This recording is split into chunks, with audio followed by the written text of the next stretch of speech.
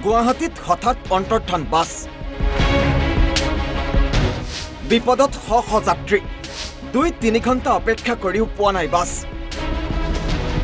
মোটামুটি 2-2.5 ঘণ্টাতে ৰখি আছে গাড়ী পোৱা নাই যিমান বাছ আছিল গুৱাহাটী মহানগৰ সব পৰিবহণলৈ ল'ল কিন্তু চৰকাৰে জানিব লাগে কিনে যে মানুহবিলাক কেনেকৈ যাতায়াত কৰিব ঘৰলৈকে কেনেকৈ যাব ভোট দি পেলাই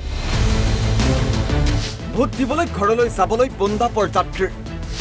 বাছ নাপায় একাংশই ট্ৰাকতে কৰিছে যাত্ৰা মঙলবাৰে তৃতীয় পৰ্যায়ৰ ভোট গ্ৰহণ আজি দেওবাৰ সেই গুৱাহাটী মহানগৰীত কৰ্মসূত্ৰে থকা ভোটাৰসকল নিজ নিজ ভোটাধিকাৰ সাব্যস্ত কৰিবলৈ যাবলৈ ওলাই আহিছে কিন্তু তেওঁলোক যাব পৰা নাই এয়া জালুকবাৰীৰ দৃশ্য ঘৰলৈ যাবলৈ এখন বাছৰ বাবে অপেক্ষাৰত এওঁলোক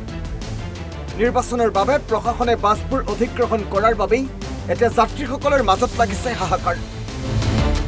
2-3 ঘণ্টা পৰ্যন্ত অপেক্ষা কৰিও বাছ নাপায় একাংশই ট্ৰাকেৰে গৈছে নিজ গৃহলৈ ট্ৰাকত যাবি ক'ত যাবি ধুবুৰী যাবি ট্ৰাকতে যাবি বৰষুণ দিলে কি কৰিবি মানে ভোট দিয়াৰ কাৰণে যাবি না কি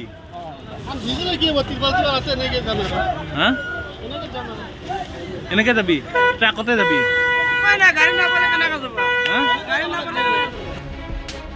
যিও 2-1খন বাছ আহিছে তাৰ ভিতৰত সোমাবলৈ ঠাই নাই ইফালে বাছৰ ভাড়াও 2-3 গুণ বেছিকৈ লোৱাৰ অভিযোগ যাত্ৰীসকলৰ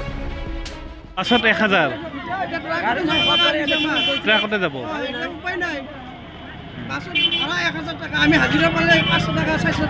এতিয়া ট্ৰাকত যে যাবি বৰষুণ দিলে কি কৰিবা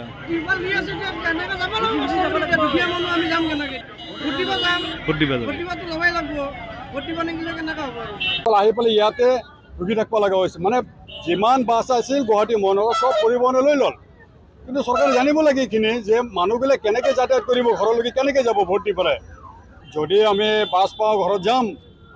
ভোটটো দিব পাৰিম যদি বাছ নাপাওঁ উভতি আমাক আকৌ গুৱাহাটীতে থাকিব লাগিব পৰিস্থিতি এনেকুৱা হৈ আছে না